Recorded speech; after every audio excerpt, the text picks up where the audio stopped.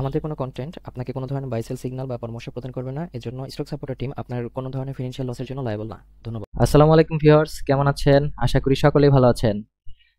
আজ 19 ফেব্রুয়ারি, আজকের market index আপডেটে আপনাদের সকলকে স্বাগত জানাচ্ছি স্টক সাপোর্টার টিমের পক্ষ থেকে। আজকে মার্কেট আবারও নেগেটিভ।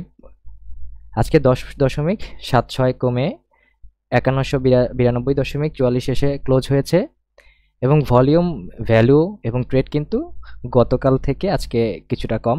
যার ভলিউম ছিল 15.92, ভ্যালু 427.14 ক্রোর এবং ট্রেড হয়েছে 1,32,020টি।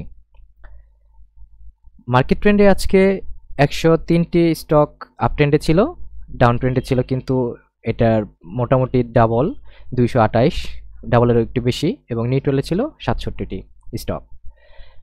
মার্কেট সেন্টিমেন্ট কিছুদিন আগে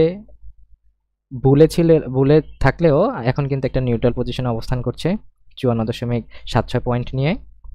আজকে স্টক গেইনারে শীর্ষ হল্টেড স্টকটি ছিল ইনটেক, তারপরে ছিল এসপি সিরামিক, তারপর আছে EBL first mutual fund, SLM CRST, EPGL আর ঘেইল। আর স্টক লুজারে ছিল Midland bank, Exim bank first mutual fund, new line, GenNext, Aramit ইত্যাদি।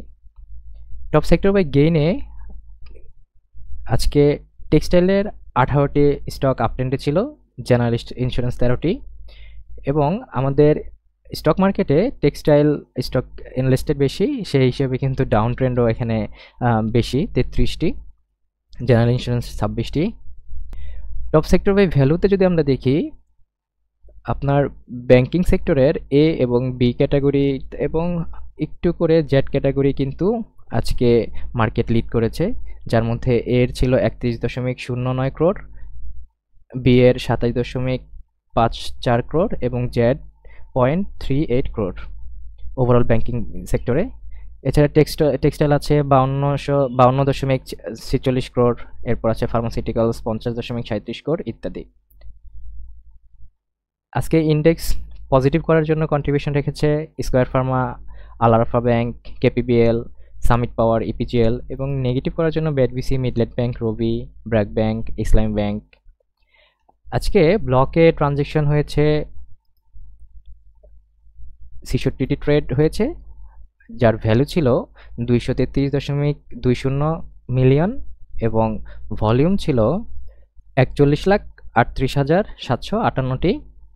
সবচেয়ে বেশি ট্রেড হয়েছে বেক্সিমকো ফার্মার, যার ভলিউম ছিল 16,33,770টি। এরপর আমরা আজকে আমাদের পরের সেকশন স্ক্রিনার দেখি। স্ক্রিনার সেকশনটি আমাদের প্রিমিয়াম কন্টেন্ট, তাই আমরা 14 দিনের একটা ট্রায়াল ভার্সন নিয়ে নিব। তো 14 দিনে যদি আমরা ট্রায়াল ভার্সনটা নিয়ে নেই, তাহলে কিন্তু এখানে দেখতে পারবো যে আমরা লগ ইন করতে পারছি।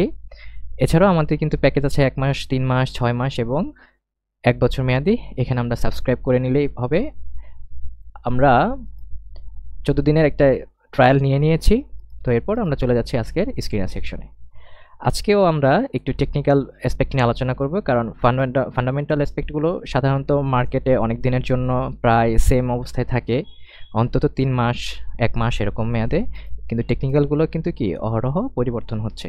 তো গতকালকে আমরা বিয়ারিশ দেখেছিলাম, আজকে একটা ডজি দেখি, ডজি ক্যান্ডেল সম্পর্কে একটু আলোচনা করি। আজকে আমরা কমন ডজি সম্পর্কে আলোচনা করব বা দেখব যে কোন স্টকগুলো আজকে কমন ডজি করেছে আজকে এই কয়েকটি শেয়ার। এর মধ্যে আমরা দেখি জিপির কি অবস্থা। জিপিতে আমরা যদি দেখি আজকে আমরা দেখি ডেইলি চার্টসে কিন্তু আমরা দেখতে পারবো, এখান থেকেই দেখেন এখানে কিন্তু একটা ডজি করেছে, যদিও এখানে এই লেভেলটাতে এসে স্টকটি আবার এই লেভেল পর্যন্ত স্টকটি কিন্তু নেমেছিল 340 এর আশেপাশে, এবং এটা কিন্তু এখান থেকে একটা সাপোর্ট পেয়ে কিন্তু আবার উপরের দিকে উঠে গেছে। তো দেখা যাক এর পরবর্তীতে কি হয়। আজকে আমরা একটু সুপার চার্টস নিয়ে আলোচনা করি।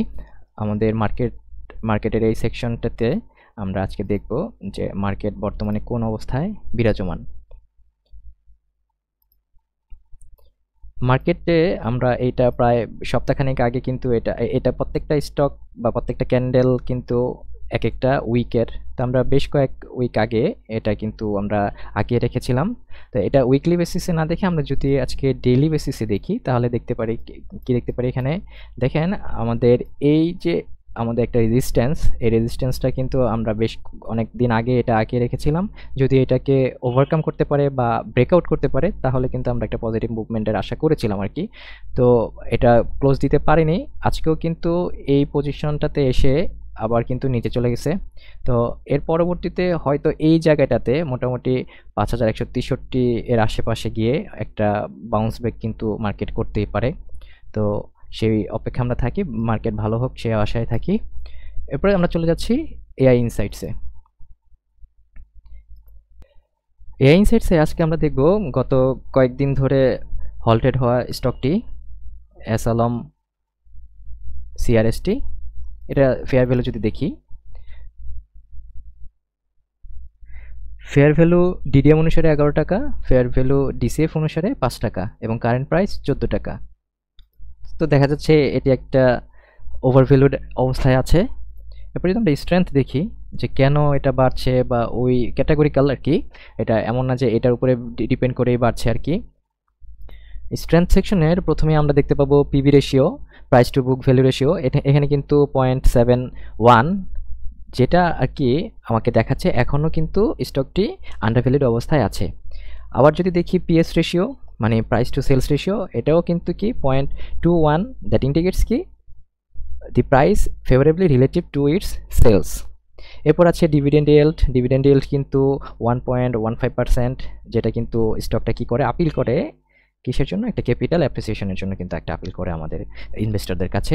এরপর আছে কি ম্যানেজেবল ডেপ্ট রেশিও লেভেলস, এখানে একটু মোটামুটি রিলেটিভলি হাই হলেও আমরা কিন্তু ওভারঅল দেখতে পারবো যে লো রিটার্ন অন ইকুইটি অ্যাসেট এবং কারেন্ট রেশিও, এটা আপনার বর্তমানে কিন্তু অ্যাট্রাকটিভ একটা ইনভেস্টমেন্ট অপরচুনিটি হতে পারে। এরপর আছে আমরা উইকনেস দেখতে পারবো, টেকনিক্যাল দেখতে পারবো, ফিনান্সিয়াল দেখতে পারবো, এই সবগুলি কিন্তু আমাদের এআই ইনসাইটসের মাধ্যমে পেয়ে যাব। তো আজকে আর আগাচ্ছি না, আমরা দেখা হবে আমাদের এর পরের ভিডিওতে। সে পর্যন্ত আপনারা সবাই ভালো থাকেন এবং আমাদের ফেসবুক পেজটি লাইক দিয়ে কমেন্ট করে এবং শেয়ার করে পাশে থাকুন এবং আমাদের ইউটিউব চ্যানেলটি সাবস্ক্রাইব করে আমাদের সাথে সংযুক্ত থাকুন। দেখা হচ্ছে এর পরের ভিডিওতে আগামীকাল ইনশাআল্লাহ। সে পর্যন্ত সবাই ভালো থাকুন। আল্লাহ হাফেজ, আসসালামু আলাইকুম।